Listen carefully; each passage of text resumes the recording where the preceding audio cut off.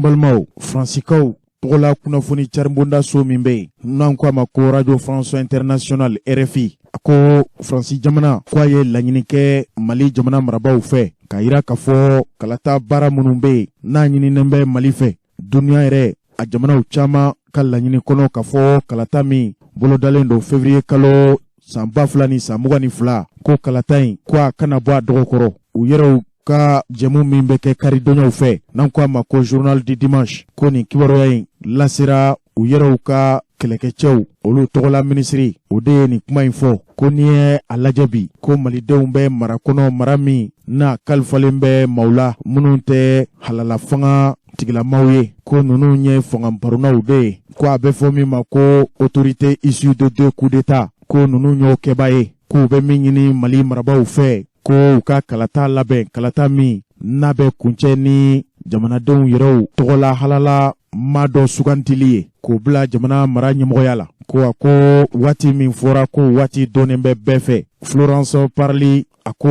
laɲini wɛrɛ tɛ ko layidu min taara o layidu ninnu ka se ka dangɛnɛmaya joona kalaw ka ta février kalo tile 27 san 2022 ko a ye nin dantigɛli in kɛ Faransi jamana u ka kunnafoni di jɛrɛ min bɛ yen n'u k'a ma ko journal du dimanche ko nin kɛra o de kɛnɛ ka kunungo karidonya desanburu kalo tile 19 ko wa ko maa minnu hakilila ka fɔ Faransi jamana bɛna bɔ cɛncɛnfuga jamanaw kokoro walima ka bɔ cɛncɛnfuga jamana yɛrɛ kan ko maa minnu bɛ o miiri walima minnu bɛ sogola n'o ye ko ninnu ye yɛrɛnɛgɛnaw ye ko min bɛ tali kɛ Emmanuel Macron Faransi jamana yɛrɛ ɲɛmɔgɔba a tun kan ka taama min kɛ k'i kunda Mali jamana kan ko taama in bɔra a ma ko a ko maaw kana bila u ka miiriw la ka fɔ nin bɛna kɛ Faransi jamana a bɔlen de ye cɛncɛnfuga kan ko n'i y'a ye Emmanuel Macron ma nin taama in kɛ ko maa minnu bɛ n'a bɛ f'u ma ko anti-français minnu ko olu tɛ Faransi ka ko la wa olu tɛ Faransi jamana yɛrɛ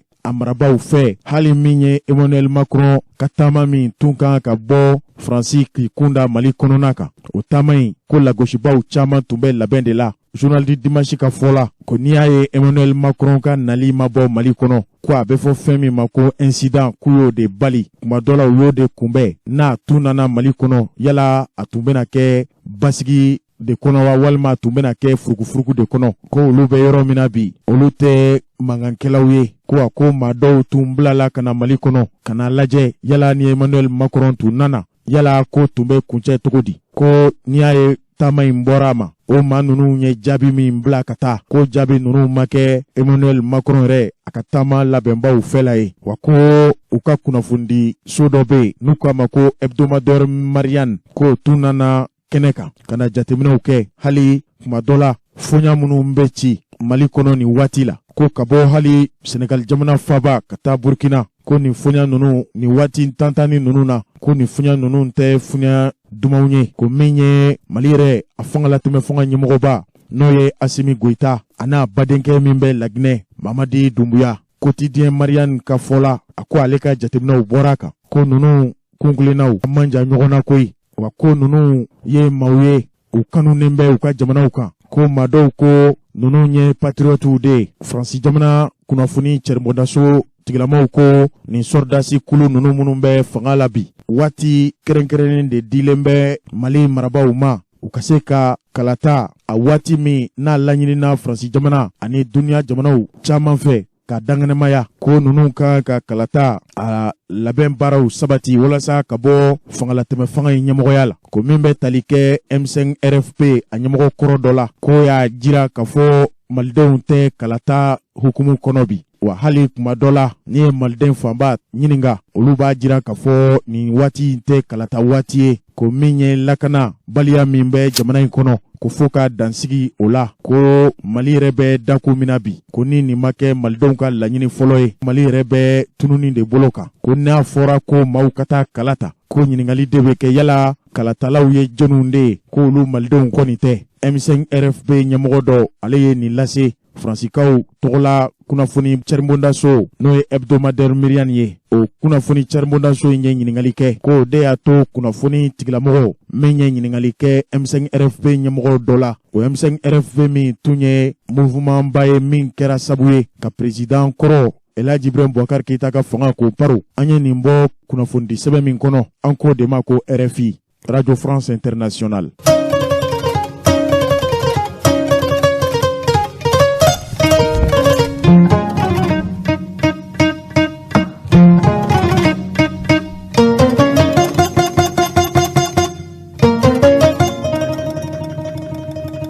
An balimaw halisa Emmanuel Macron ka nalibaliya kunnafoni cɛribondaso min bɛ Faransi jamana kan n'u ko a ma ko opinion o kɔrɔ de ko hakilina o fana y'a jira k'a fɔ Emmanuel Macron tun kan ka taama min kɛ k'i kunda Mali jamana kan ko taama in bɔra a ma ko a bɔkun tɛ dɔwɛrɛ ye ko malidenw fanba munelen de bɛ bi Emmanuel Macron kɔrɔ ko n'a tun nana a bɛ fɔ maa minnu ma ko des manifestants anti-français minnu bɛ yen bi n'olu bɛ muruti bolo kan n'u nisɔngoyalen bɛ u tɔɔrɔlen bɛ u dusukun kamikaminen bɛ bi Faransi jamana yɛrɛ a ka nin ŋaniya bolodalen ninnu na hali kuma dɔ la Mali marabaaw tun ye miiriya min da Faransi jigiya min da Faransi jamana ɲɛmɔgɔw kan ko jigiya ninnu ma fa ko jaabi minnu tun kɔnɔra ko jaabi ninnu caman ma kɛ malidenw fɛla ye ko nin de y'a to bi maadɔw murutilen bɛ Mali kɔnɔ n'an k'u ma des manifestants anti-français ko ninnu de tun kɛra maa ye maa minnu tun ye labɛnw sabati ka Emmanuel Macron makɔnɔ ko kuma dɔ la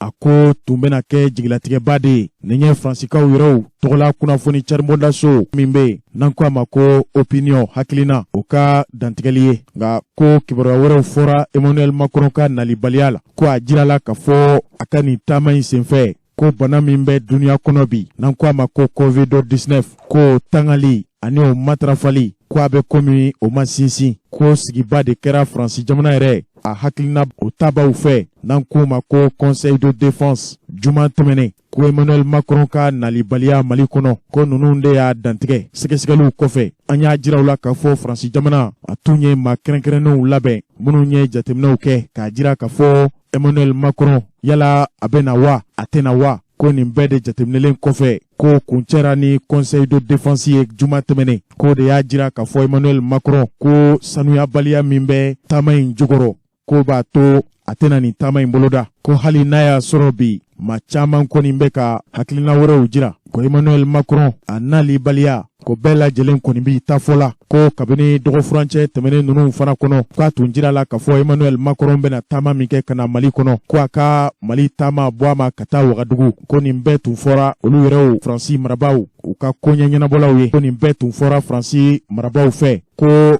nin kibaruya in binnen Burkina jamana ɲɛmɔgɔ ko y'a jira k'a fɔ ale ma labɛn nin waati in kɔnɔ ka Emmanuel Macron bisimila a ka jamana kan ko de y'a to taama in yɛlɛmara ka kunda Mali kan wa ko Emmanuel Macron ka nin taama in ko kabini a kibaruyaw fɔra ko minnu bɛ fanga mara ɲɛmɔgɔya la bi Mali kɔnɔ n'an k'o ma ko la junte ko ninnu ye nin kɛ tɔgɔɲini walew de ye u y'a kɛ mankutu karabali walew de ye k'u yɛrɛw manja ko maa minnu bɛ yen n'olu bɛ kunnafoniw joona ko jamana caman bɛ yen ni u ma jɛ ni jamanakuntigi dɔw ka nali ye u ka jamana kan k'u bɛ jamanadenw la fitinɛ ka jamanadenw la muruti k'u yɛrɛw kɛ i n'a fɔ u tɛ nin kibaruya in kalama wa ko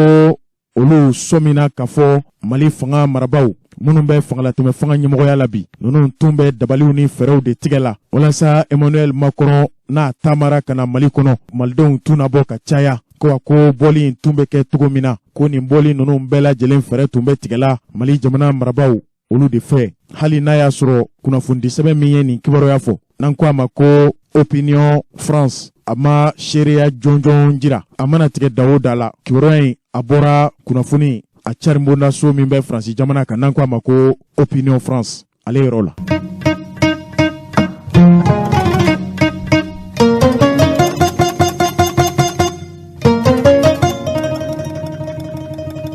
An balimaw nin bɛɛ de kɔfɛ u ye tigɛrinzonyali kuma minnu fɔ k'a jira k'a fɔ malidenw tun bɛ labɛn de la ka Emmanuel Macron ka gɛn n'a tun nana Mali kɔnɔ yala o kibaruya ninnu tun ye tiɲɛ ye wa kulu min bɛ Mali kɔnɔ ni tɔnw caman faralen bɛ ɲɔgɔn kan u y'a kulu wele ko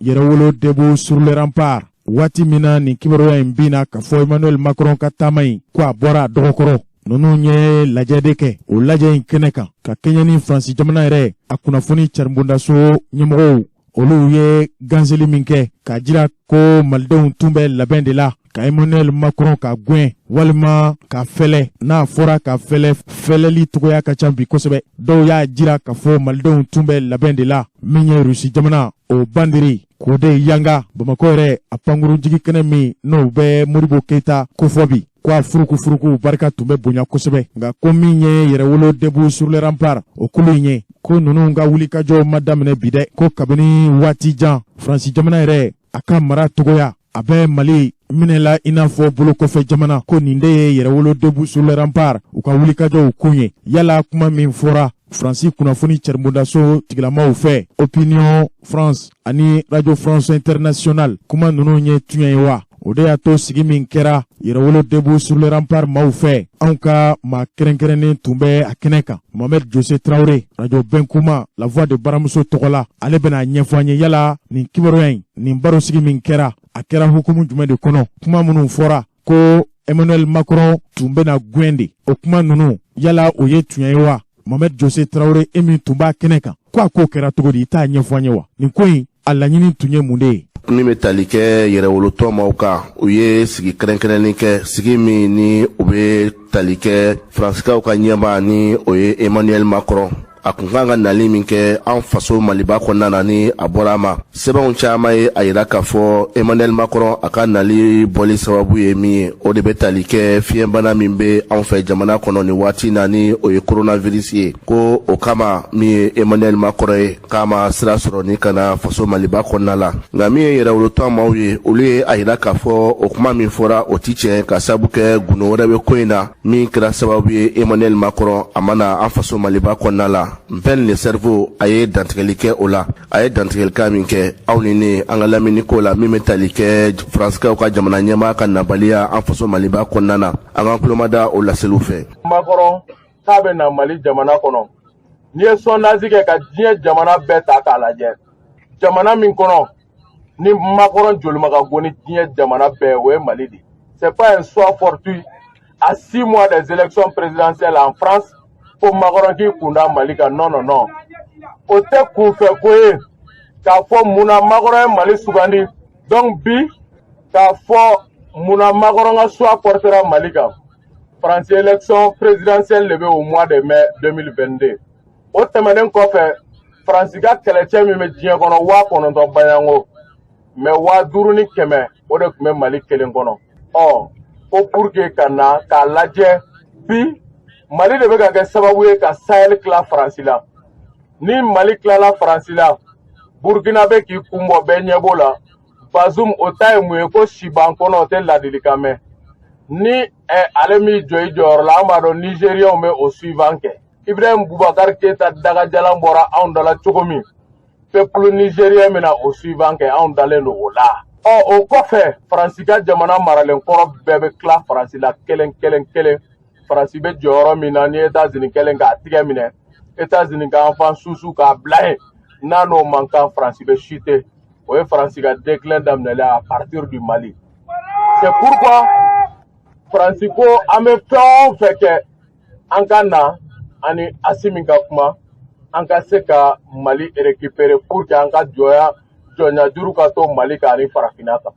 o wagati kelen kɔnɔ mun y'a bali ni Macron ma na a kunnafoni balamɔ ye min ye kuma tɛ min kɔfɛ i bɛ se ka bɔ dɛ k'i bɛ Faransi ka naji min kan fɔ o ye tiɲɛ ye o dɔw yɛrɛ bɛ Faransi ka baara la u t'a dɔn parce que olu bɛ baarakɛden ka baarakɛdenya de kɔnɔ donc tellement que tour ka jan olu ma u t'a dɔn yɛrɛ quel système ils sont en train de servir contre leur propre patrie u t'a dɔn nka an bɛ n'u bilasira u bɛ faamu sɔrɔ nin kɔfɛ i bɛ se ka bɔ pour tenter de faire l'avocat du diable mais on l'a dit maintes fois an bɛ Norbert Zongo ni yɔrɔ la an bɛ hommage arandi a ye a ko komi an b'a ka fagali ɲɛna san yɛlɛma la an b'o kunbɛli la o kama ko y a pas meilleur conseiller que la misère an bamananw ko kojugu ye adamaden karamɔgɔ ye san 10 an bɛ guerre kɔnɔ ça fait du peuple malien un peuple savant ni diɲɛ mɔgɔ bɛ ka kuma maliyɛnw b'i lamɛn ala bɛ se k'i fata o ni k'i ye mɔgɔ caman bɛ yen i b'a sɔrɔ large audience b'i bolo mais o kɔrɔ tɛ tiɲɛ b'i bolo wa n'i bɛ ka kuma maliyɛnw b'i lamɛn u bɛ k'i lamɛn a n'an sɔrɔ i ta ma o tɛ kelen ye dɛ munye makoronga nali boama u ye version saba bɔ an bɛna version yɛrɛ di sisan kuma min kɔfɛ quoi wa n'u ye nin lamɛn u bɛɛ b'u manku u tɛ sɔn ka kuma tugun c'est pourquoi an tun bɛ fɛ ka tile damadɔ d'u ma u k'u a bɛ fɔ ko ni danga wulila sɛ kɔ a bɛ don muru jago la quoi donc an k'u to u ka muru jago k'u yɛrɛ fagali fɛn di an ma quoi parce que leur propre contradiction se trouve dans leur propre discours u yɛrɛ ka kuma kɔrɔ u fagali kuma bɛ yen an t'a dilan dɛ i ye kuma min fɔ dɔrɔn an ma hakili sigi k'a lajɛ bɔn i ye nin fɔ o daminɛ ni cɛmancɛ ta ɲɛ ɲɔgɔn bila cɛmancɛ ta fɛnɛ ni kuma laban ye ɲɔgɔn bila e bɛ fɛ ka taa min i ka kuma bɛ k'i yɛrɛ siri k'i da a ma se mɔgɔ ka s'i ma quoi u ko covid de y'a kɛ ko makɔrɔma na mali kɔnɔ ne ye ɲininkali kɛ n ko kuma yɛrɛwolo tɔgɔ de kɛra covid ye Assimi Goïta tɔgɔ kura de kɛra covid ye nka an bɛ fɛ u ko de précision d'an ma en ce monde du 21e siècle et ko covid de do le 15 an bɛna Bamako le 17 an ka nali bɔra ma en 48 heures qu'est-ce qui a changé qu'est-ce qui a évolué o siburu bɛ min o bɔra min o taara min o tɛmɛnen kɔfɛ ni monde du 21e siècle la sommet bɛ ka kɛ don o don video conférence fɛ e ma téléphone ci k'aw ka sigi ka sommet in kɛ déjà que i tun ye G5 Sahel président Idriss président Déby denkɛ Mahatma Déby Tchad i tun y'o invité o tun bɛ nalen e nɔfɛ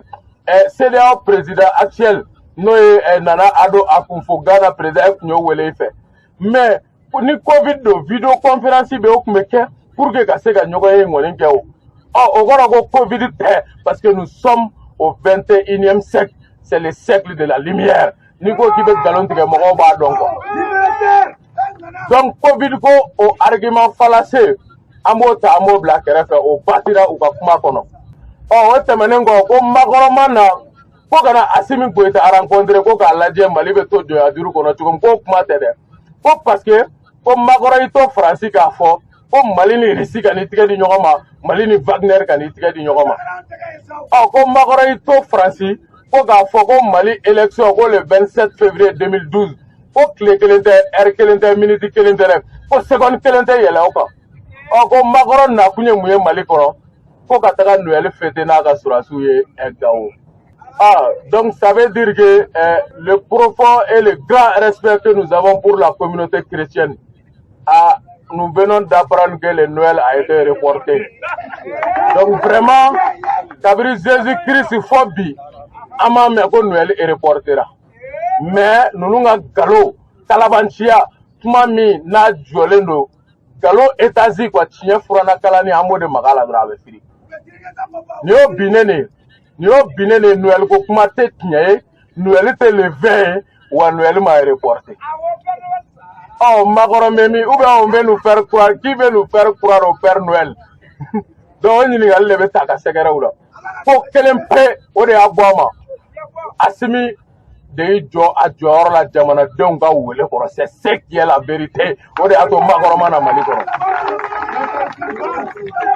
il n'y a que deux raisons fondamentales qui ont fait que makɔrɔ y'a ka visite annulée a y'a ka voyage rebourser ka segin a kɔ rétropédalage de Makɔrɔ, deux raisons fondamentales. Follow, service de renseignement BA Yurula, parce que Francia a service de renseignement BA fallait Mali après le 18 août. Ils n'ont rien vu venir. Après le 18 août, il n'y a pas eu un seul hasard de renseignement français Mintora Mali parce qu'ils n'ont rien vu venir à partir du 18 août.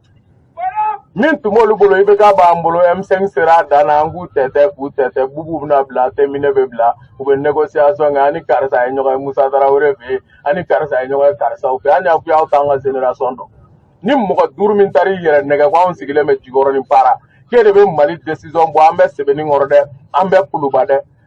décider au nom du peuple sans le peuple. Non, ça c'est contre le peuple et le peuple ne va jamais accepter cela. Au bana mena anka jamana kono. Service de renseignement ya yurula. Comme Mali don wulele le kujo sous le leadership de Yarawolo debout sur les remparts. Comme Makɔrɔ ibe kana togo nyini mina comme François Hollande yake.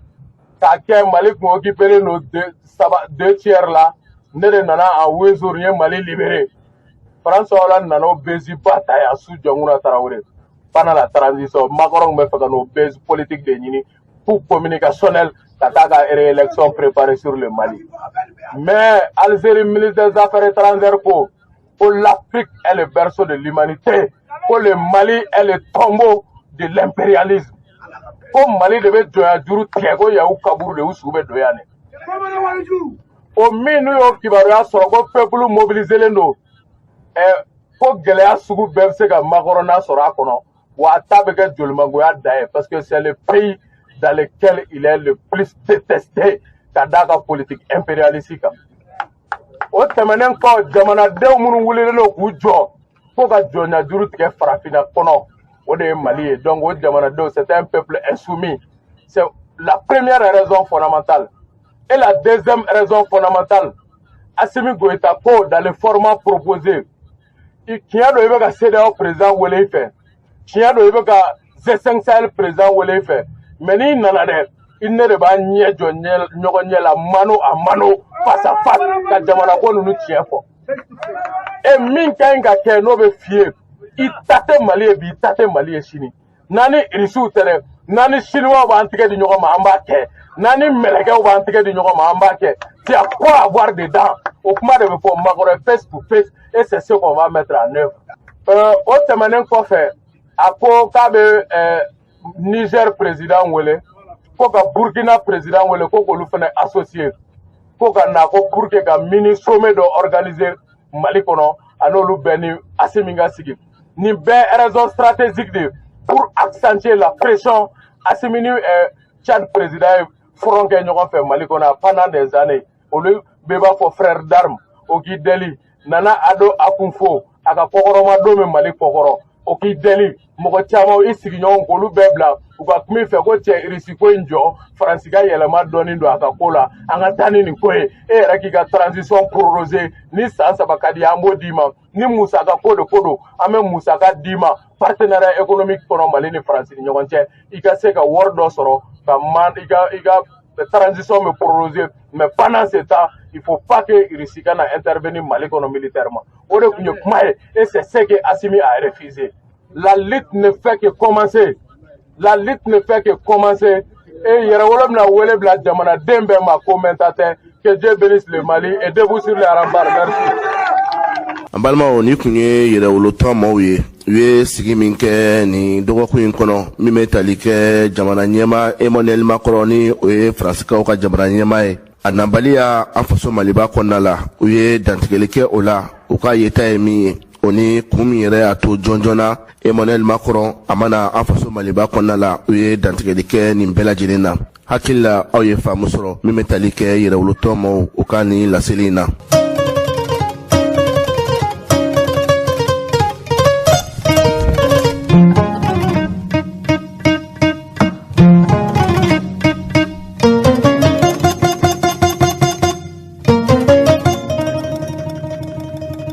Ambalmao, nintunye ben le cerveau ka dantigeli kibaroye, nimbe de kofe, frafina jamanao, togola kulu kerenkerene mimbe, nankwa mako Communauté économique des États de l'Afrique de l'Ouest, CEDEAO, olu ya jira kafo jamana marabao, afamba, kulu tena tamake kata CEDEAO jamana kono, hukumu de kono, barosigi do la bena Sénégal jamana kani dogo frontière nunu kono, o barosigi kene de ka Sénégal jamanaka minye dine mauye olu tumba keneka minye hali kumadola politique mauye hali jamana don yero togola kulu kerenkerenu o nyama do tun welela o hukumu de la minye imam Mahmoud Dikoye kwaye dantigelike ni keneka uya nyininga frafina jamana munumbe nolube klebian fembolo infe ko olube wulikajo de la ka Mali jamana nyangi wati mina kunafundila uye Imam Mahmoud Diko nyininga aya jira kafo Mali jamana mi nani nyangili manka ni wati nununa uya nyininga yala daluba fewa ako aleka dalu ye minye Mali te jamana mi kan kake krefeden jamana ye koniye Mali re alaje bi ambe wati laba mununa koni wati nunu ye wati geleunde Malima hali kumadola maldo ma konaya soro Mali ni fɛn ka kan bi ko Mali ni dɛmɛ de ka kan Mali ni journal de ka kan bi ko nin tɛ waati ye ka Mali kɛlɛ ka daw suwa ka ɲangili juguw ta ka Mali sɛgɛrɛ ko walasa jamana in ka se ka bɔ ni waati gɛlɛma in kɔnɔ jamana min n'o bɛ binni sira kan Imam Mahmud Diko y'a jira a ka tile fila taama min kɛra Dakar kɔnɔ Senegal faaba la ko n'i y'a ye u ka lajɛ in sera hali Mali kunkanko kibaruya ma ko ma sɔrɔ dɔwɛrɛ fɛ k'u welela de u k'u hakilina di sigila sigi min n'a bɛ tali kɛ diinɛmaw olu ka hakɛ ye mun de ye faso jɔli la an ka laadaw n'an ka danbew matarafali la hali kuma dɔ la ni fitinɛ yɔngɔra jamana kunna fitinɛ in bɛ se ka duga cogo di k'o da donna nin bɛɛ de la hali farafinna jamana minnu bɛ yen ni tilebiyanfan jamanaw do fo ka se cɛncɛnfuga jamanaw ma ko ninnu ka ɲɔgɔn kanfɔbaliya k'o da donna nin bɛɛ la ka ɲɛfɔ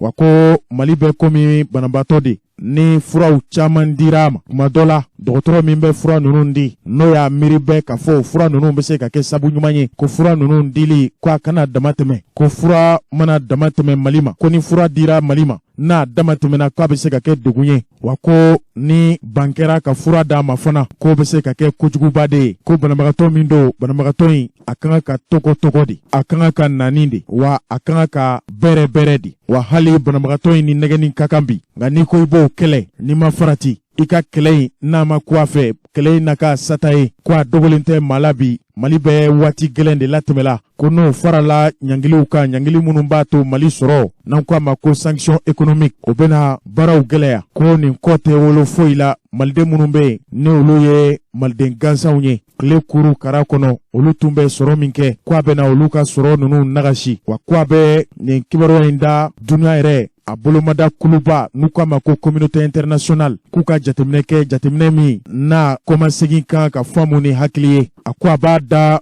communauté internationale maaw tulo kan ka fɔ Mali bɛ yɔrɔ min na bi Mali ni ɲangili man kan Mali kan ka tɔgɔ di n'an ko a ma nanzarakan na assister ou accompagner walasa Mali ka se ka bɔ nin gɛlɛya in kɔnɔ ko n'i ye malidenw lajɛ bi ko maliden kɛmɛ o kɛmɛ maliden caman bɛ yen ko ninnu degunnen bɛ bi kosɛbɛ wa min ye duniya yɛrɛ a sariyaw walima a ɲangi kulubaw ye a ko nanzarakan na Imam Mahmud Diko je demande de l'indulgence de la part des décideurs du monde ko n b'aw deli aw ka nin ko in faamu ni hakili ye aw ka nin ko in faamu ni hakili jagabaw caman ye ko n'u ko u bɛ nin ko in sama ko a tiɲɛniw barika bɛ bonya kosɛbɛ malidenw kan ko min ye duniya yɛrɛ a jamanaw ka kuluba n'o ye Nations Unies ye ko ninnu bɛɛ lajɛlen ko don wa ko a b'a ɲini u ka gɛrɛ malidenw na ka malidenw lamɛn k'u dɛmɛ ka nin waati gɛlɛma in latɛmɛ ko ni maa minnu hakili la k'a fɔ Mali bɛ nin gɛlɛya in kɔnɔ ko ni nin dugara ko Mali kɛrɛfɛ jamana fɛn o fɛn bɛ yen ko ninnu bɛɛ n'u ta sɔrɔ a la ko hali o kama ko maaw ka u bolow di ɲɔgɔn ma ka Mali ka bana fura ɲini ni bana fura sɔrɔla ka bana in furakɛ ko ni ko kan ka kɛ bi ko de kan ka kɛ ko hali CEDEAO olu maa minnu cɛsirilen do bi ko f'u ka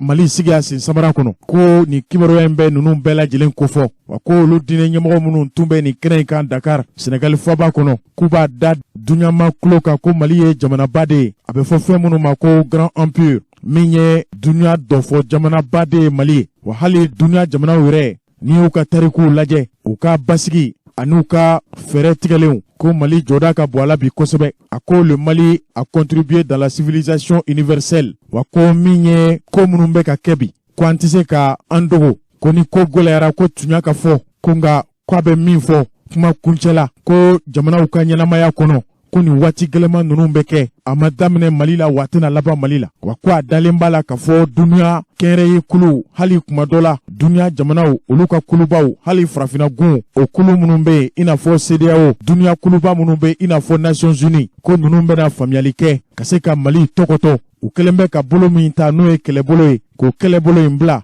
ka sigi ka kuma ɲini walasa bɛn ani fitinɛ o tasuma bɛ se ka fa cogo min na nka an balimaw nin kibaruya in carinen kibaruya caribondaso kan an ko min ma ko Salisoman n'a bolonɔbilala Salifu k'a fɛ Dakar Senegal jamana kan Imam Mahmud Diko a ye barosigi kɛ barosigi min n'o tɛmɛna ani Faransi jamana a kunnafoni caribondaso n'a bolofaraba sigilen bɛ Senegal jamana kan bi n'an ko a ma ko Radio France Internationale ani RFI kunnafonidila u ye barosigi kɛ wa u y'a ɲininka hakilina min bɛ Imam Mahmud Diko la ka ɲɛsin Mali ka nin gɛlɛya in ma. A ye min fɔ o kɔrɔfɔ ninnu dɔw filɛ. Ɲininkali fɔlɔ la ni y'a san 1 ani tilaŋɛ IBK ka fanga binna Ibrahim Boubacar Keita M5 RFP ka wulikajɔw sababu la yɛrɛ tun ye o jɛkulu in ko jɔyɔrɔbatigi ye, an bɛ se k'a fɔ ten. Yala o don ni bi cɛ mun de falenna Mali yɛrɛ maracogo la? Min fɔ fɔlɔ nin ye ɲininkaliba ye. Tiɲɛ don M5 RFP ani jamana a maa caman minnu b'u yɛrɛ ye ayiwa M5 ka hakilina in kɔnɔ o don ani jamana yɛrɛ tun bɛ taa taabolo min ka n tɛ maa caman ka ye cogo ye olu wulila k'u jɔ ala nana n'a ye yɛlɛma kɛra jamana kɔnɔ. Yɛlɛma kelen ni bi cɛ tiɲɛ don gɛlɛya caman bɛ yen k'a fɔ ko yɛlɛma kɛra ko bɛɛ ɲɛna mɔgɔ tɛ se k'o fɔ jamana dɔ tɛ ayiwa so dɔ ye ayiwa dɔn kelen ko tɛ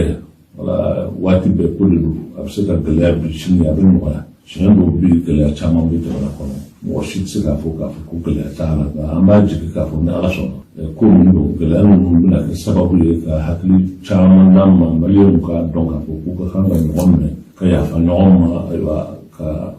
fɛɛrɛ kɛ ɲɔgɔn minɛ ni bɛn o de bɛ se ka ko bɛɛ lajɛlen dilan. An ye fɛn o fɛn ŋaniya n'an yɛrɛ bɛnnen tɛ ko la a ka gɛlɛya ka se k'o sabati. Nka aw ka laɲini yɛrɛ tun ye min ye ko Ibrahim Boubacar Keita ka fanga bila walasa marakura bɛ se ka na walasa yɛlɛma bɛ se ka don kow la lakana ko ani sɔrɔ ko la jamana in yɛrɛ kɔnɔ nka bi an bɛ se k'a fɔ aw ka laɲiniw yala u sabatira walima u ma sabati. Laɲini dɔw sabatira o ye Ibrahim Boubacar Keita ale ye fanga bila fanga bila la laɲini dɔw de bɛ sen na laɲini min bɛ sen na don kelen ko tɛ n y'a fɔ cogo min dilanli tɛ ko ye k'o ka nɔgɔn diɲɛ bɛɛ lajɛlen b'a dɔn k'a fɔ ka ko dilan a ka sabati a ka kɛ ɲuman ye fɛn ɲɔgɔn tɛ. Tiɲɛ de ka nɔgɔn nka dilanli o ye ko gɛlɛnma ye jango an bɛ diɲɛ min kɔnɔ sisan ani Mali yɛrɛ ɲɛsinnen bɛ ko minnu ma kɛlɛw ni fɛn minnu taara ka ayiwa Mali sɛgɛrɛ ko tɛ min ka nɔgɔn tiɲɛ yɛrɛ la bi gɛlɛya bɛ jamana kɔnɔ mɔgɔ tɛ se k'a fɔ o kuma ko in bɔra yen dɔrɔn jamana sina ka nɔgɔya anw ka nɔgɔya ni ko caman de bɛ fara ɲɔgɔn kan diɲɛ yɛrɛ gɛlɛya b'a la banaw b'a la ayiwa ko wɛrɛw caman nana diɲɛ kɔnɔ min nana ni gɛlɛyaw ye. O gɛlɛya ninnu anw tɛ yɔrɔ wɛrɛ la an bɛ diɲɛ de kɔnɔ wajibi don o bɛ s'an ma ka fara ka fana kɛlɛ bɛ jamana kɔnɔ kɛlɛ ni hali bi a ko bɛ sen na ayiwa an ma ɲɛ sɔrɔ a la fɔlɔ. Imam Mahmud Diko i ka bɔli laban dɔ la i ko jamana in tɛna to mɔgɔ si bolo o k'i yɛrɛ sago k'a la y'a fɔ faransikan na ko carte blanche tɛ to mɔgɔ si bolo yala i tun bɛ fɛ ka mun de fɔ gɛlɛya jumɛn de nana n'o y'i bila ka o kuma ninnu fɔ. Gɛlɛya tɛ ko a bɛn ni maa cɛ a bɛn ni kulu cɛ kuma nacogo dɔn n'i y'a ye maliyɛnw wulila ko i bɛ ka taa i bɛ ka eri la de mais ni a eri la o ma to ko maliyɛnw y'ale bila yen o kuma maa o maa n'i bɛ jamana in kɔnɔ a bila i kunkolo la k'a fɔ ko n'a ma ɲɛ ko maliyɛnw ayiwa u tɛ kɔni k'a f'i ye ko nin ma ɲɛ i k'a dabila i ka min ni ɲuman ye i ka taa o sira fɛ ni ban kɛra o ma fana min ye Ibrahim Boubacar Keita ta o tɛ kɔni ka e fana lataga o. Bi an ɲɛ b'a la politiki mɔgɔ dɔw bɛ ka minɛ ka don kaso la Wagner ko kuma bɛ ka fɔ n'o ye Russie kɛnyɛrɛ ye lakana cɛkɛda dɔ ye sigikafɔw fana bɛ sen na Mali yɛrɛ lahala e yɛrɛ hakilina ye mun ye Mali lahala yɛrɛ bɛɛ kan bi. Ne mɔgɔ min ye ne kɔni tiɲɛ yɛrɛ la ne hadamaden min ye ne tɛ n jigi misɛnya ka bɔ Ala ka hinɛ na ne fɛ ni Ala sɔnna ko bɛ se ka gɛlɛya nka gɛlɛya kɔrɔ tɛ k'a fɔ k'a tɛ se ka nɔgɔya. Min ye mɔgɔw minɛni k'u don kaso wuli fɛnw na maa wɛrɛw bɛ ka baara y'o ye o bɛ juges ni jamana marabaw bolo e tɛ se ka n da don o la walama bɛɛ lajɛlen b'a mɛn cogo min na ne yɛrɛ b'a mɛn ten n tɛ se ka jugement wɛrɛ f'o la min ye Wagner ko ne tɛ fɛn wɛrɛ don o la parce que jamana sécurité ko a tɛ n bolo da tɛ a kuma la maa minnu bɛ a sécurité ko yɛrɛ la stratégie bɛ maa minnu bolo olu de b'a dɔn min ka ɲi jamana ma walima min man ɲi jamana ma n'olu yɛrɛ ye fɛn min kɛ waati min ala ka kan ka min fɔ o kuma la an n'o fɔ nka a ka gɛlɛn mɔgɔ ka wuli k'a fɔ k'i b'i da don o ko ninnu na parce que ko min yɛrɛ a minnu t'i bolo a bɛ dabali yɔrɔ min i da k'a kuma la ni farataya ka kuma o la i bɛ mɔgɔ caman dɔ fili la. E yɛrɛ bɛ ka tali kɛ nin waati in na Dakar lajɛrɛba dɔ la dinamɔgɔw ka lajɛrɛ la yala an bɛ se k'a fɔ a bɛ ka kuma lakanako kan a bɛ ka kuma bɛn ni kelenya ko kan nka min ye Mali yɛrɛ jamana ye kɛrɛnkɛrɛnna politiki mɔgɔw olu danayaba t'u caman kan nin waati in na Sɔrɔsi minnu bɛ fanga la a bɛ ka fɔ ka kalata fana labɛn ka bɛn février kalo tile 27 ma nka u y'a ladɔnni mɔgɔw ladɔnniya la k'a fɔ o tɛna se ka bɔ a sira ma yala bi diinɛmɔgɔw yɛrɛ de jɔyɔrɔ bɛ se ka kɛ mun ye Mali ka bɛn ani lakanako la. Ayiwa o ye ɲininkaliba kɛ tiɲɛ don anw ka jamana a bɛ waati min na waati gɛlɛn don politikimɔgɔw an dɔw don mɔgɔ wɛrɛw don an n'olu de ye kelen ye ni danaya t'u ka o kɔrɔ ye k'a fɔ ko an yɛrɛ dama ni ɲɔgɔn cɛ gɛlɛya de bɛ yen o gɛlɛya anw de ka kan ka fɛɛrɛ kɛ o bɛ bɔ an ni ɲɔgɔn cɛ cogo min ɲɔgɔn tɛ maa wɛrɛw tɛ an n'olu bɛɛ lajɛlen de ta ye faso in ye ni maa min ye ko min kɛ n'a ma bɛn an bɛ se k'o fɔ ɲɔgɔn ye k'a sɔrɔ a ma kɛ tigɛsɔnna ye nka danaya ta ni ɲɔgɔn cɛ o ye kuma de ye ten ne kɔni fɛ gɛlɛya de nana waati la ni gɛlɛya nana ko caman bɛ gɛlɛya kɔni n'o tɛ o tɛ an ka adamadenya danaya bɔ an ni ɲɔgɔn cɛ mɔgɔ wɛrɛw fana tɛ o ma ko tiɲɛ fana ka taa se fo yɔrɔ la ko an tɛ se ka bɛn ko la tuguni o ko tɛ hakilila jamana in kɔnɔ an bɛ kelen ko gɛlɛyara cogo o cogo a bɛ se ka kalaya waati dɔ la mɛ an bɛ laban ka sumaya anw ka jamana badenya de ka ca ni a fadenya ye min ye yɔrɔ min fɔ n'o ye kalata ko ninnu tiɲɛ yɛrɛ la tiɲɛ don gɛlɛya bɛ kalata ko in na bi ni mɔgɔ min ko gɛlɛya t'a la min ka di y'o fɔ mɛ gɛlɛya kɔni b'a la parce que jamana lakana sabatilen t'a la kosɛbɛ ten min b'a to nin ko bɛ se ka kɛ hakilisigi la waati min fɔra k'a fɔ ko n'a ma k'o la ko ayiwa jamana bɛ ɲɛni o kɔni tiɲɛ la a ka gɛlɛn nka jamana yɛrɛ bɛ lahalaya min na bi anw tɔɔrɔlen don sani an ka ɲɛni ni maa min kɔni ko k'i bɛna anw ɲɛni o kɔrɔ i b'a fɛ k'anw tɔ lase de n'o tɛ tɔɔrɔ jumɛn bɛ yen n'o tɛ anw ka bi gɛlɛya bɛ yen lakanabaliya bɛ yen fɛn jara bɛɛ bɛ yen ni maa min ko k'anw to o la i bɛ tila ka ɲangata kɔni bɛ fara anw kan jamana in peut-être a dabalali de b'i kɔnɔ n'o tɛ i bɛ mun ɲangata da jamana in kan bilen n'o de fɔ ayiwa ka kuma don sen fɛ ka chef d'État olu wele n'o ye CEDEAO ɲɛmɔgɔw ani ayiwa communauté internationale u k'a lajɛ Mali bɛ lahalaya min na bi k'a fɔ k'i bɛna dɔ fara a ɲangatali ni a tɔɔrɔ kan o kɔni ye ka tɔɔrɔ fara tɔɔrɔ kan nafa t'o la ko in ka kan ka lajɛ ni hakili ye bi min ma kɛ ni ayiwa ɲangataw ni fɛn wɛrɛw an nana Dakar yan ka na bɛn ni ayiwa lajɛ min ye lajɛ in an welela diinɛ ɲɛmɔgɔw ni laadala ɲɛmɔgɔ minnu bɛ sous-région na an ka na hakili jagabɔ k'a lajɛ diinɛ ɲɛmɔgɔw ani an ka laadala ɲɛmɔgɔ ninnu an bɛ se ka ayiwa mun kɛ n'o bɛ se ka kɛ sababu ye ka na ni ɲɔgɔn faamuya ni ayiwa hakilisigi ni ayiwa bɛn ye an ka jamanaw kɔnɔ an y'an sigi kuma daminɛ na an ye faamuya caman sɔrɔ y'u ta fɔ an yɛrɛ ye tɔmɔta sɔrɔ olu taw la parce que tɔɔrɔ min b'an ka sous-région na a bɛɛ bɔlen bɛ ɲɔgɔn fɛ an ka jamanaw fana ye bɛɛ ye jamana kelenw ni maa sugu kelenw de don ni tɔɔrɔ min bɛ yɔrɔ min ani yɔrɔ wɛrɛ a bɛɛ lajɛlen bɛ don ɲɔgɔn na tuma an ye hakili caman sɔrɔ kuma fɔtaw la an yɛrɛ ka jamana na la an tun ye ayiwa an ŋaniyaw ta parce que fɛn kɔrɔlen don n'a b'an ka jamana kɔnɔ ni gɛlɛyaw kɛra silamɛw ni ayiwa kerecɛnw sigiyɔrɔma fila bɛɛ n'an ka laadalatigiw an bɛ fara ɲɔgɔn kan kuma caman k'a lajɛ ka jama wele ka taa sabali ni hakilisigi ma o ŋaniya ninnu hali bi u bɛ jamana kɔnɔ an hakilila ni ala sɔnna la'alla o baara ninnu u bɛna ayiwa taa ko kura pour que k'a lajɛ diinɛ mɔgɔw ni laadala ɲɛmɔgɔw bɛ se ka fɛn min kɛ jamana na. Imam Diko an y'a ye ni waati labanw na Faransi ni Mali cɛla ka kalan dɔɔni faamuyabaliya bɛ ka don u ni ɲɔgɔn cɛ ko caman na. Nka Mali ni Faransi cɛ fɛn t'a ni Faransi cɛ o anw ka jamana de caman de bɛ Faransi maa caman bɛ Mali la minnu ayiwa u balimaw n'u sinjiw u tɛ Mali du sɔrɔ min ni a somɔgɔ dɔw tɛ Faransi ye o tuma anw ni Faransi bi ko tɛ. Ala ye ayiwa a latigɛ anw ka siraw ka ɲɔgɔn sɔrɔ kabini waati jan fo bi o kuma gɛlɛya wɛrɛ t'a ni Faransi yɛrɛ cɛ nka Faransi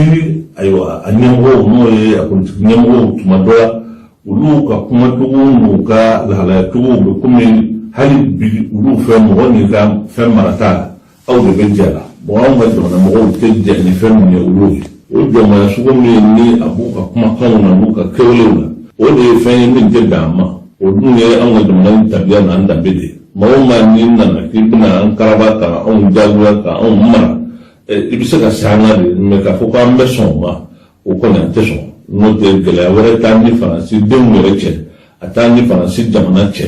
Faransi élite n'o ye a ɲɛmɔgɔw ye olu de ka comportement n'u ka kɛcogo b'a jira k'a fɔ ko anw b'u ka mara de la hali bi bon o hakilina ninnu ban bɛ k'o ma kɔngɔ bɛ se ka k'an na ayiwa gɛlɛya bɛ se ka k'an kan mɛ o kɔrɔ tɛ k'a fɔ ko anw ka hɔrɔnya ko an b'o feere sɔngɔ jaasilen na ayi o tɛ se ka kɛ. Nka sisan irisi ko kuma min bɛ ka fɔ ka caya Bamakɔ kɛrɛnkɛrɛnna Ulisilakaw olu ko bɛ fisaya ni Faransilakaw ye ne to o dɔn tiɲɛ yɛrɛ la min ye Rusi ni Faransi ko kibaruya ye ne da delila ka don a kumaw la wa n bɛ segin a kan n ye min fɔ Faransi ko la n k'a kɛra cogo o cogo Rusi ni Faransi u bɛɛ ye waraw de ye nka hadamaden ni wara min deli la ni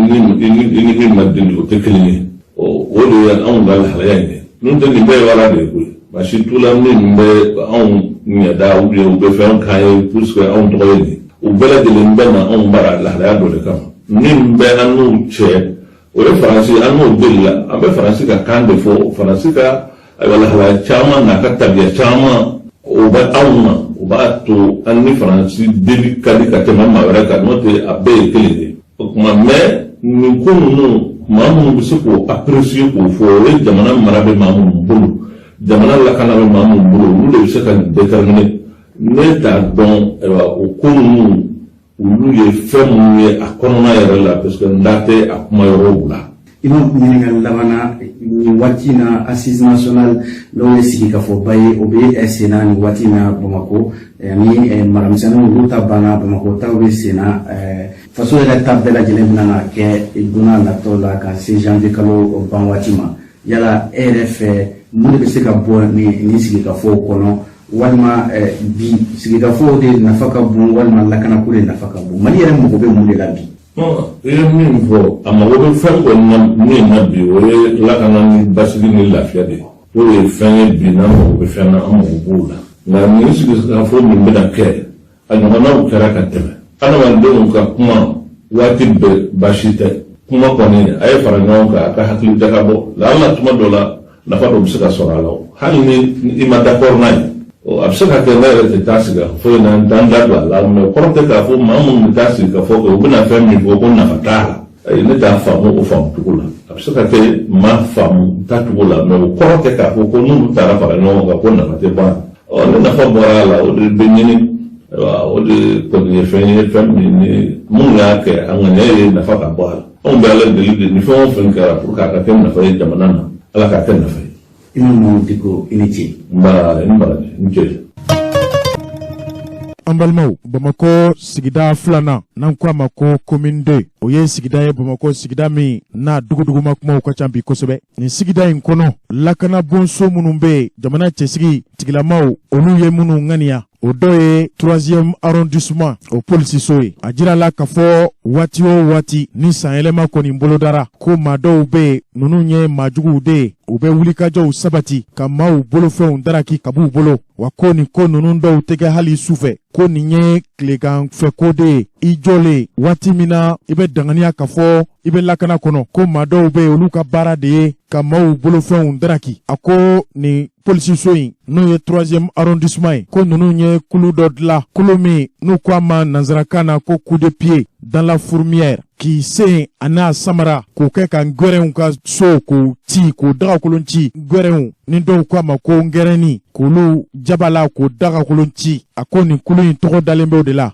opération coup de pied dans la fourmière ko nin kulu in sigira sigida filanan kɔnɔ k'u sigilen u ye wulikajɔ minnu kɛ kunnafoni caribondaso min bɛ yen n'an ko a ma ko dabaliban an baaraɲɔgɔn min n'ale ye fasiri kɛ o ye Musa Jara de ye a ko ninnu y'u bolo da maa 41 ɲɔgɔnna kan nin seli ɲɛkɔrɔ nin sanyɛlɛma waati in na k'olu ye maa minnu ni sigalamaw don wa maa minnu bɛ bolola bi wa min ye bolimafɛn sen fila moto 68 ko nin kulu kura min dilanna jamana marabaw fɛ k'u ye bolo da moto 68 ɲɔgɔnna kan ko moto ninnu bɛɛ lajɛlen minɛla bi sigida filanan a polisiso 3e arrondissement maaw fɛ ko min ye commissariat du 3e arrondissement a ɲɛmɔgɔba ye bi o tɛ maa wɛrɛ ye o ye commissaire divisionnaire Amadou Balobo Maïga de ye o commissaire divisionnaire Amadou Balobo Maiga kwa ye nominali kɛ sibiri tɛmɛnen n'o bɛnna desanburu kalo tile 18 san 2021 ma ko maa 40 ɲɔgɔn na k'olu minɛra kwa ye hali moto 68 ɲɔgɔn minɛ wa ko nin baara ɲuman min kɛra commissaire divisionnaire Amadou Balobo Maiga fɛ ko nin kɛra baara kanunenba de ye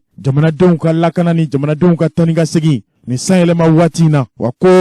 ni kulu kura min dilanna n'a tɔgɔ dara coup de pied dans la fourmière ko nin dilankun tɛ dɔwɛrɛ ye ka se ka maajuguw kɛlɛ binganikɛlaw hakɛ darakibaw k'olu kɛlɛ wa ko min ye hali ye Mali yɛrɛ a polisiw olu ka ɲɛmɔgɔba ko nin y'o ka kulu dilannen de ye ko nin kulu in ko min ye commissariat du 3e arrondissement o polisiw k'olu bɛ nin kulu in na ko nka k'olu dɔrɔn tɛ ko maa wɛrɛw faralen b'u ka nin baara in na sigida filanan kɔnɔ i n'a fɔ groupement mobile sécurité du Mali n'an ko a ma ko GMS ko cɛdenw b'a la ko min ye brigade anticriminalité BAC k'o fana cɛdenw b'a la gendarmerie nationale o cɛdenw b'a la la garde nationale o cɛdenw b'a la hali BC brigade scientifique wa ko min ye hali Bamakɔ polisiso fɔlɔ n'an ko a ma ko premier arrondissement Bamakɔ kɔnɔ yan ko ninnu fana sen bɛ nin baara in na nka ɲɔgɔn kunbɛn ko bɛ ka kɛ commissariat sabanan de la k'u ye taama laban minnu kɛ yɔrɔ minnu bɛ Bamakɔ ni sigala yɔrɔw don ko ninnu taara ka taa nin yɔrɔ ninnu bɛɛ sɛgɛsɛgɛ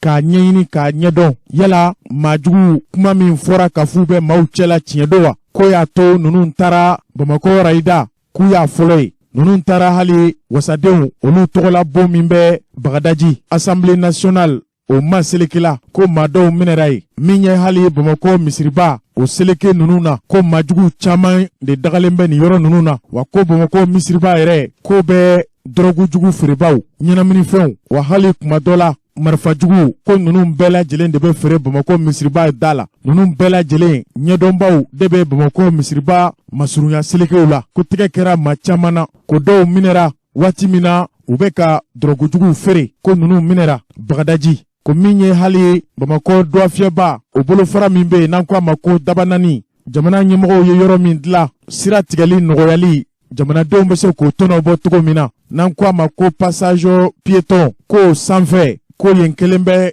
ɲɛnaminimafɛnw feere yɔrɔba de ye ko maa fila bɛ ɲɔgɔn kunbɛn maaw hakili la k'a fɔ ninnu u bɛ tɛmɛla de dɔ bɛ yɛlɛ ni numanfɛn bolo ye dɔ bɛ yɛlɛ ni kinifɛn bolo ye ko ninnu bɛ ɲɔgɔn kunbɛn k'u b'u bolo don ɲɔgɔn bolo ko bɛɛ lajɛlen bɛ jigi i ka jigiyɔrɔ la ko tɛgɛ kɛra maaw la nin yɔrɔ fana la min ye Mali yɛrɛ a kunnafoni di bonba n'o ye office de radio télévision du Mali ORTM ko o galakada selekew la fo ka se hôtel de l'amitié ka taa namasa dangan u b'a fɔ yɔrɔ min ma ko bozo dangan ko nin bɛɛ ye maajugu dogo yɔrɔw de ye kuma dɔ la a dɔw bɛ tile bɛɛ kɛ sunɔgɔ de la waati min na ni su kora o de bɛ k'u bɔ kuma ye ko maa 41 min minɛra a ko maa dɔw minɛra o maa ninnu fana tun bɛ nin walejuguw de kɛla wa ko duwafiyɛ min bɛ yen n'u k'a ma ko bɔnbɔli ka sugu ngolonina wa min ye rusikaw tɔgɔla cɛsigi n'o ye ambassade de Russie ko maa dɔw minɛra ye ko maa minɛta ko taara maa 41 ɲɔgɔnna la ko ninnu bɛɛ ye maajuguw de ye ko maa minɛlen ninnu na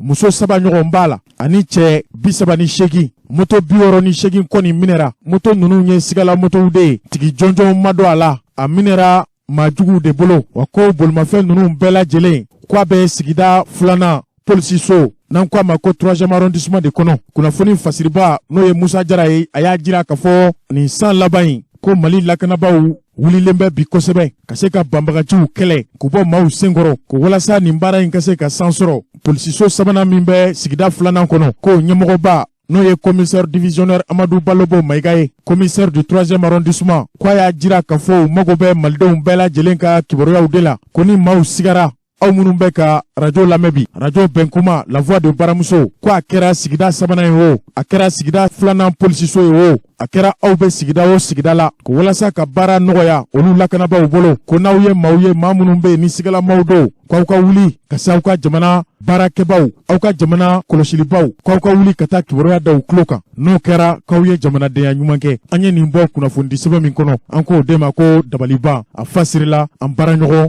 Musa Jara fɛ.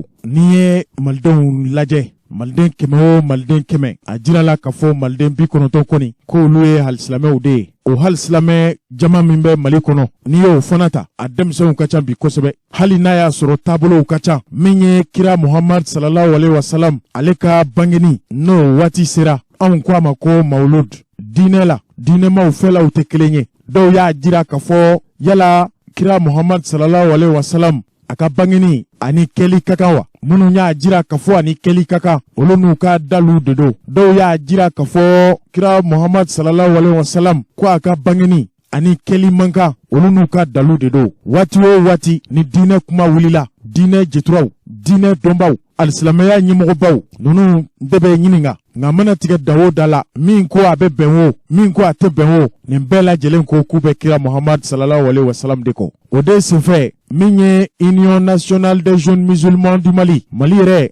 a silamɛ denmisɛnw tɔgɔla kuluba anw fɛ Mali kɔnɔ yan olu tun ye a laɲini u y'a jira k'a fɔ u ka denmisɛnlakaw de don k'u y'a laɲini ka kɛnɛ dɔ sigi kɛnɛ min n'a sigira kira Muhammad sallallahu alaihi wasallam ale ka bangeni nisɔndiya de kɔnɔ Mohamed Jose Traoré ale tun ye anw ka dɔnkibaru o ma kɛrɛnkɛrɛnni bilalen ye ka taa kɛnɛ kan yala nin ko in kɛra cogo di an t'a lamɛn wa ale min tun b'a kɛnɛ kan a ka ɲɛfɔli kan ye Groupement des leaders spirituels musulmans du Mali a sifinakaw u ye kɛnɛ basigi ni ka u tɛgɛ di ɲɔgɔn ma ka kira ka bankeli o ɲaɲali baaraw ka o boloda u ka wele sera au Conseil islamique du Mali a ɲɛmaaba Groupement leaders spirituels musulmans du Mali o ɲɛmaaba Mali alisilamɛtɔ min bɛ yen ni o ye Ansar Dini o ɲɛmaaba ni o ye a Seyd Sheikh Sherif Usmani Madani Haidara ye kɛnɛ in kɔnɔna la a ye dantigɛliba camanw kɛ min bɛ tali kɛ Mali alisilamɛya yɛrɛ a bɛ dako min kan o ni alisilamɛw ka wuli ka jɔ kan ka kɛ fɛn min ye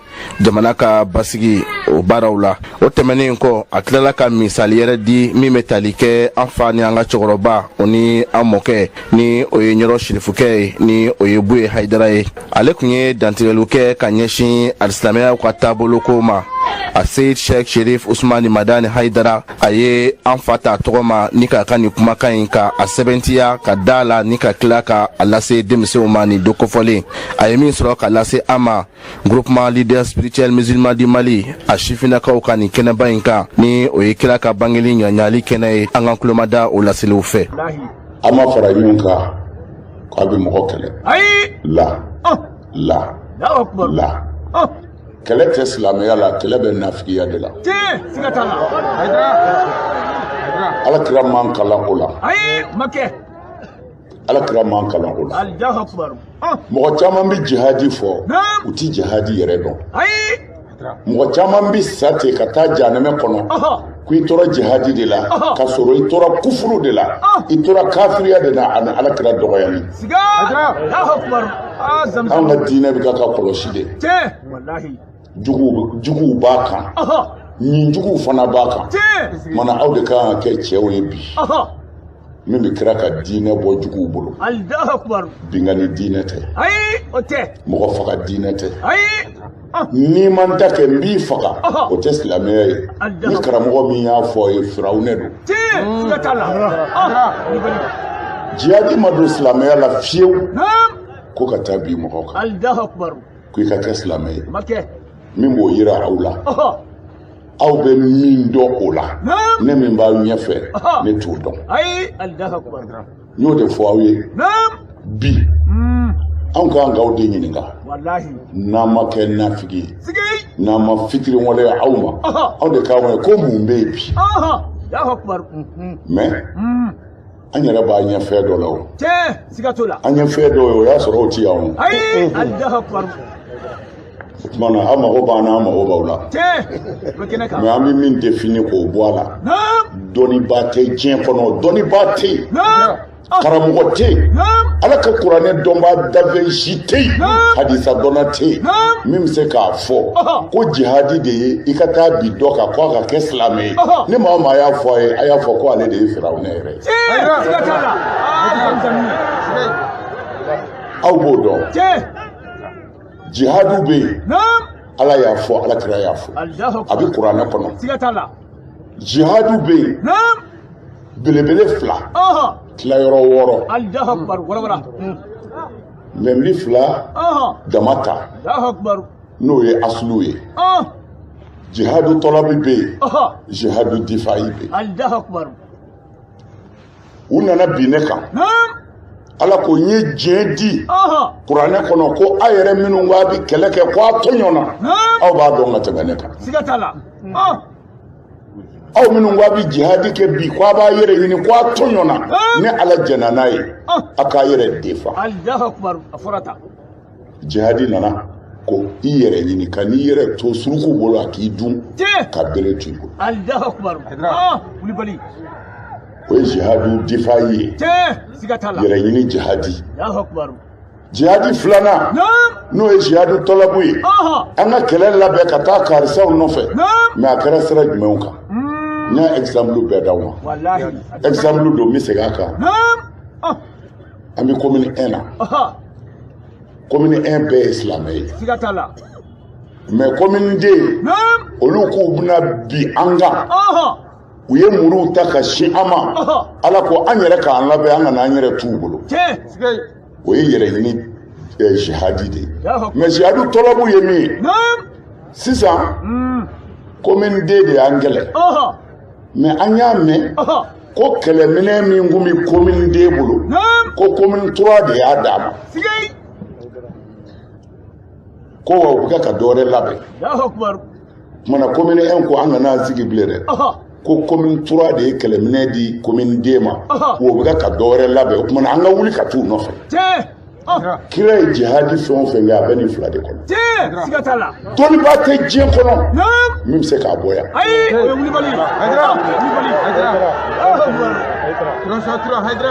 munna k'a fɔ ko i ka mɔgɔ kɛlɛ a ka kɛ silamɛ ye ni maa o maa y'o f'i ye ale tɛ silamɛya yɛrɛ dɔn min don munna ko fo e ka kɛ silamɛ ye ko ala ko ten ou bien kira ko ten a ma kalan faamu n bɛ fɛ ka mun fɔ ala kira sɔrɔ silamu a ye jamana dɔw kɛlɛ komi n ye jihadi fila min f'u ye a ser'u la a ye jamana minɛ kira ni kuranɛ tɛ ɲɔgɔn sɔsɔ kira ko silamɛw ma a ye jamana a y'u minɛ ka ban a ser'u la a kana maa fa hali kɛlɛ kɔnɔ cɛkɔrɔbaw a kana olu fa kɛlɛ kɔnɔ musow a kana olu fa kɛlɛ kɔnɔ denmisɛnw a kana olu fa kɛlɛ kɔnɔ a kana yiri tigɛ silamɛya tɛ bagaya diinɛ binkani diinɛ tɛ maa min na kira ser'u la sɔrɔ silamu a ko dugulamaw ma a ye na kira ni kuranɛ tɛ ɲɔgɔn sɔsɔ a ko n bɛ mun ɲini aw fɛ sisan la ilaha illallah filɛ a ka na an ka fara ɲɔgɔn kan ka kɛ silamɛ ye n'o kɛra an ni an bɛɛ kɛɲɛna kɛlɛ tɛ yen dɔw y'a yira anw ma da e ta in na hali n'i y'an minɛ an ma da la wa an tɛ don a la a ye silamɛya ɲininka kira ko de ko a y'u faga kira ko la n'a dalen tɛ silamɛya la a ma da ne ta in na a tɛ don kumana kelen kɔni don ne sera u la parce que a kun bɛna bin kan a bɛ nisɔngɔ sara silamɛya ye a ye dɔnnibaw ɲininka ta ko kira ma taa ka nisɔngɔ saralaw to yen wa u m'a fɔ k'u tɛ don silamɛya la wa kumana n'a sɔrɔla kira ci kun ye ko ka mɔgɔw faga bɛɛ ka kɛ silamɛ ye munna kira sara k'olu to yen a selen kɔ u la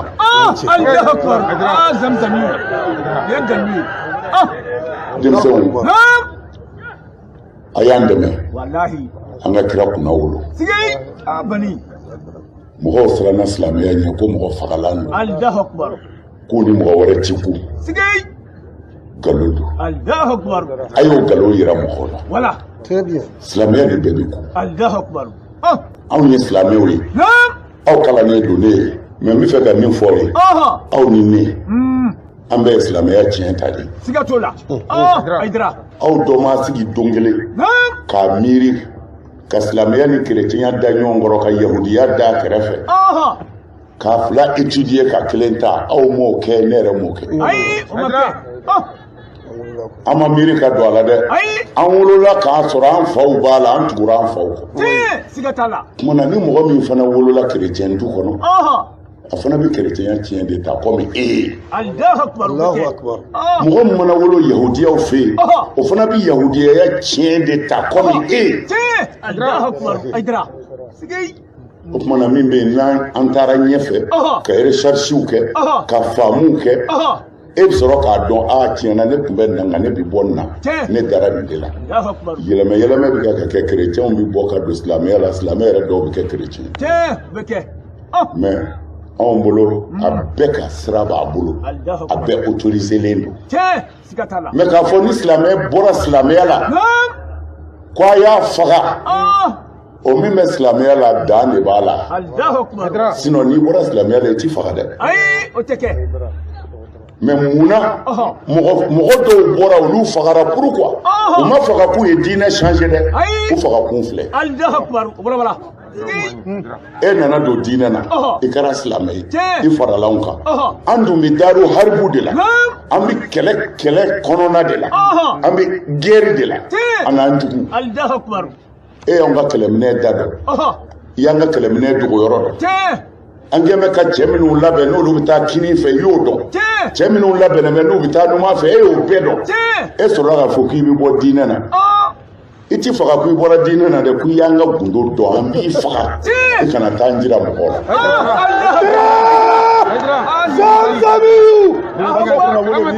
la silamɛ ye hinɛ diinɛ de ye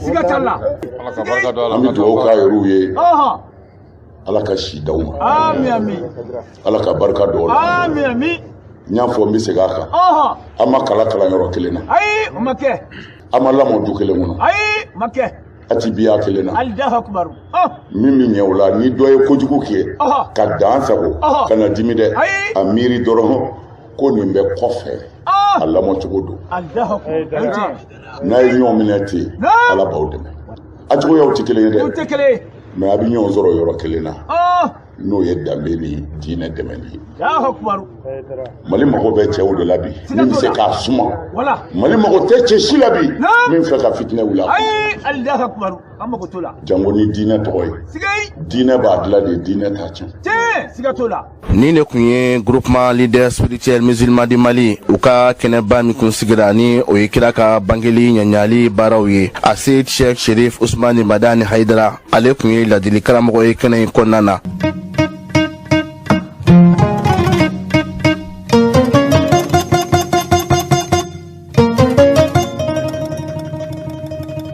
an balimaw an y'a jira u la k'a fɔ an ka bi don kibaru kɛnɛ kan barosigi kɛrɛnkɛrɛnnen kɛra minisiri min ka baara ɲɛsilen don Mali ani jamana wɛrɛ koɲɛw ɲɛnabɔli ma o tɛ maa wɛrɛ ye o ye Abdoulaye Diop de ye n ko n'a bɛna barosigi kɛ bi don kibaru kɛnɛ kan barosigi a nafa bɛna bonya kosɛbɛ maa caman bɛ Maliden na bi maa caman bɛ Mali kɔnɔ bi walima Maliden bɛ Maliden na ninnu ka ɲiningaliw barika bonyana kosɛbɛ dɔw y'a jira k'a fɔ Mali yɛrɛ ani Rusi jamana yala gindo de bɛ yen wa kabini Modibo Keita ale ni Rusi jamana u ye baara minnu kɛ Mali ka yɛrɛma hɔrɔnya tantani waati yala Maliden minnu b'a fɔ bi ko Rusi kana Mali ni Rusila yɛrɛ a cɛla ye mun de ye min bɛ tali kɛ hali Mali ni jamana minnu bɛ yen bi ni furukufuruku barika bonyalen don an bɛna ɲiningali lase jamana minisiri ma CEDEAO Communauté économique des États de l'Afrique de l'Ouest ale ka ɲangiw dɔw kɛra wa dɔw bɛ labɛnna ka na o ɲiningali bɛna kɛ min ye Wagner ko ye tiɲɛ do wa walima ngalon do n balimaw aw bɛna bɔ kunpanna bi don kibaru kɛnɛ kan ka taa se ɲiningaliw caman ma an bɛna min tɛngu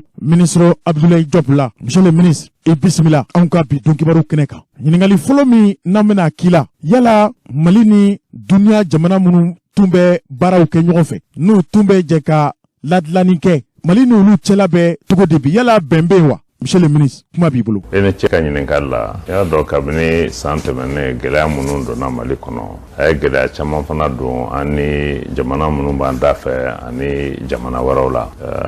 Mali ka ŋaniya ye toujours an ka continuer an ni mɔgɔw ka kuma an ni mɔgɔw ka ɲɔgɔn faamuya parce que gɛlɛya min b'an kan an ka laɲini tɛ jamana ɲɛmɔgɔ n'o ye Assimi Goïta ye an'an ka gouvernement ɲɛmɔgɔ n'o ye Choguel Maïga ye ani an bɛɛ lajɛlen an nana bin fɛn kɔnɔ k'a sɔrɔ ko yɛrɛ a ko kun ɲagaminen don i y'a dɔn a y'a sɔrɔ Mali kun bɛ kɛlɛ la terroriste kɛlɛ bɛ yen an ka mɔgɔw yɛrɛ fana bɛ ka ɲɔgɔn faga Mopti yan fan ninnu fɛ gɛlɛya caman bɛ jamana kɔnɔ fanga yɛlɛma fana nana ka fara o kan donc ko nɔgɔn tɛ an ye min ɲini jamana tɔw fɛ o ye u ka a ɲini k'an dɛmɛ mais san'u ka se k'an dɛmɛ i y'a dɔn ne ni gɛlɛya sugu nana dɔrɔn mɔgɔw bɛ wuli de k'a fɔ bon aw ka dati d'an ma aw ka élection kɛ mɔgɔ si ma ban ko élection ka kɛ parce que diɲɛ yɛrɛ tagabolo de y'o ye sisan ni fanga bɛ sigi fo fanga ka sigi jɛlenya ni élection de ka jamanadenw olu ka kumakan fɔ pour que mɔgɔ ka élu mais san'an ka se yɔrɔ ma f'an k'a lajɛ ka jamana basigi fɔlɔ ka bɛn nati mɔgɔw ni ɲɔgɔn cɛ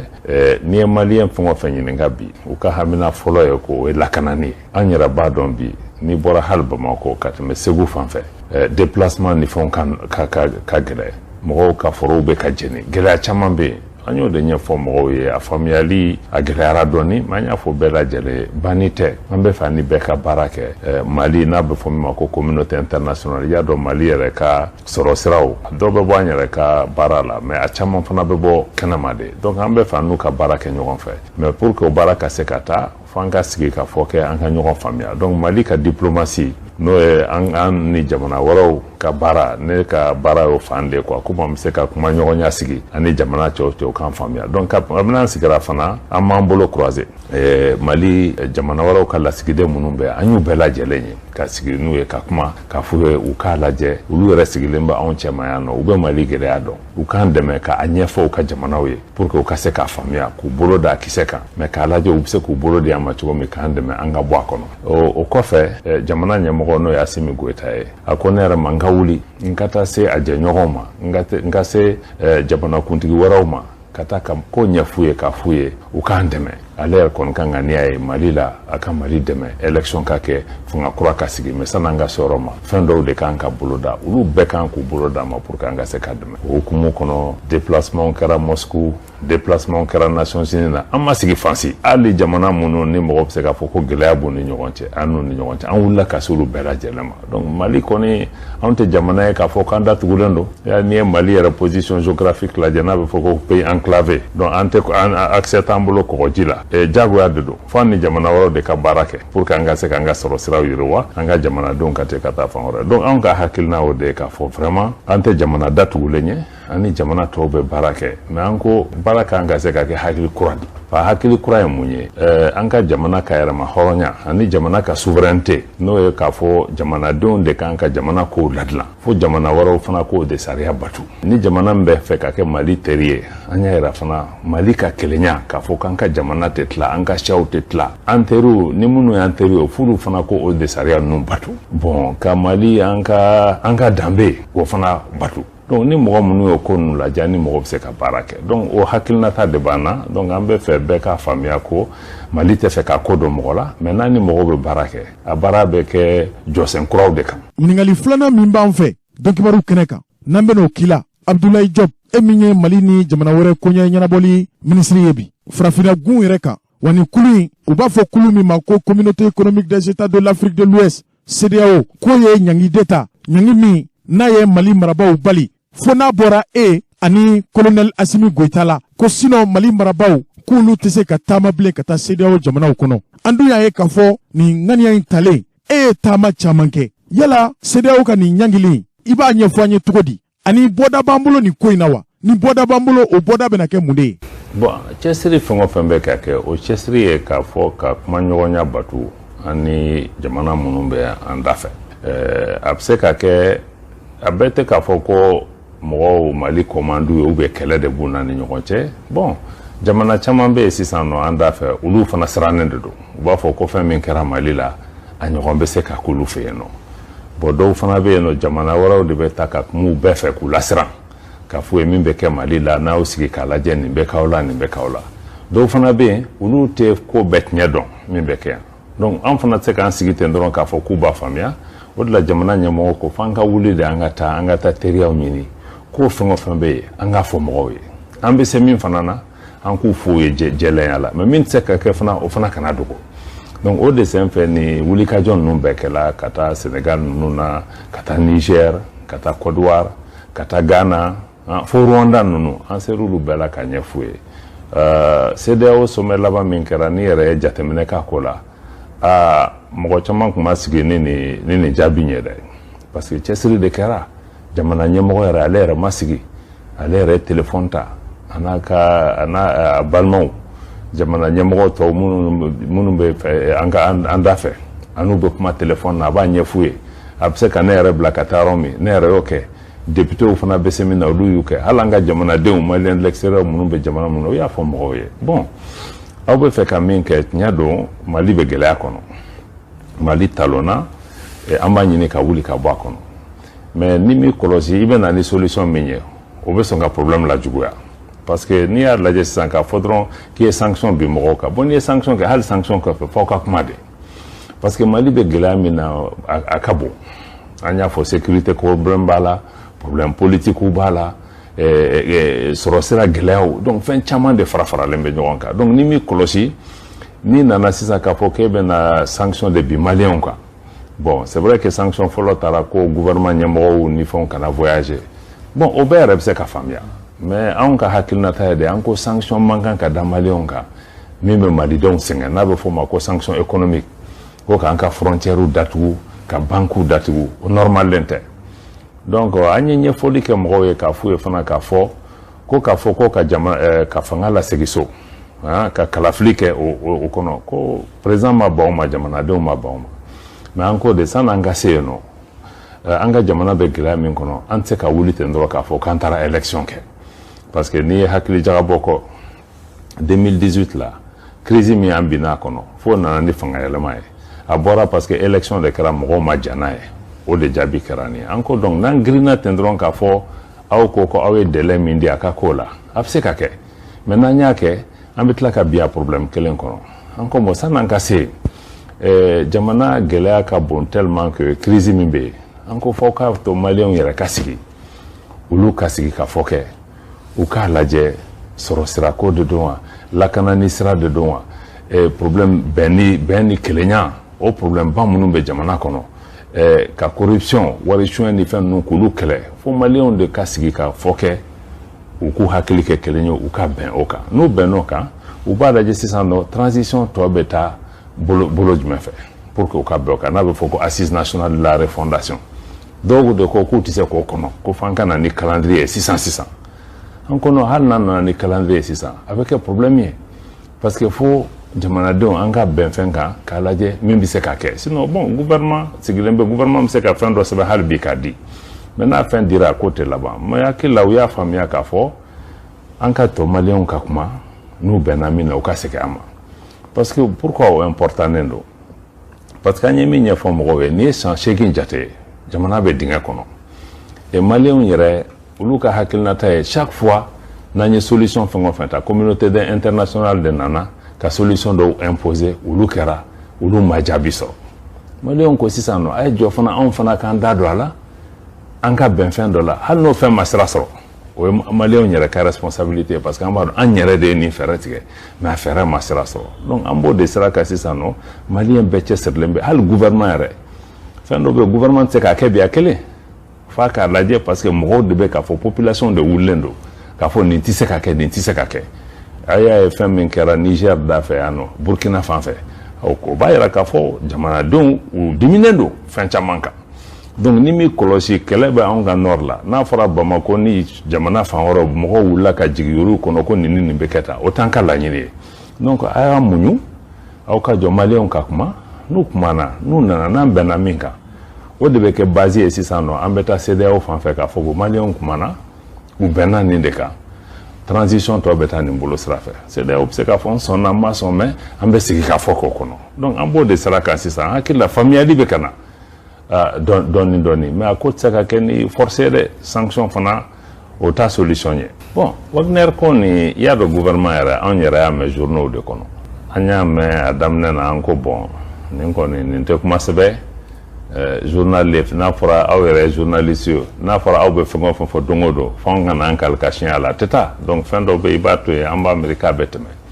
mais a ko ma tɛmɛ an y'a ye fɛn caman de fana bɛ nin ko kɔfɛ parce que jamana wɛrɛw de wulilen bɛ u bɛ nin ko kɔfɛ u bɛ ka pression kɛ Mali kan ko k'a fɔ ko gouvernement wulilen bɛ k'a bɛ taa mercenaires russiw ta ka na pour que ka an ka institution lakana ka nord lakana kuma caman caman donc ma n'u kumana an ko mɔgɔw ma bon ni preuve b'a bolo aw bɛ na n'a ye